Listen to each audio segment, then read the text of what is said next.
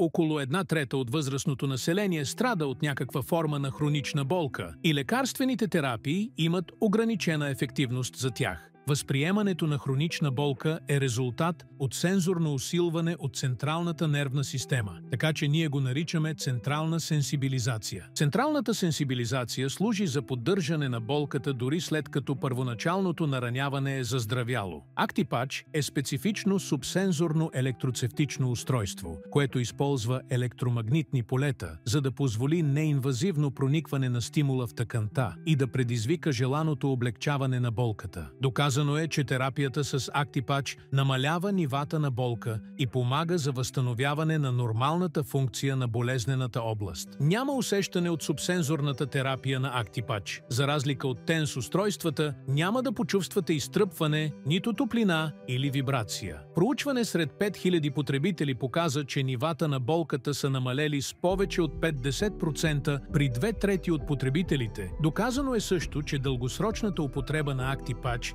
намалява наполовина употребата на лекарства за болка, като същевременно подобрява цялостното качество на живот. Лесно е. Просто натиснете бутона, поставете ActiPatch върху болезнената област, използвайки пластири и почувствайте разликата. Използвайте от 6 до 24 часа на ден. За повече информация посетете actipatch.bg.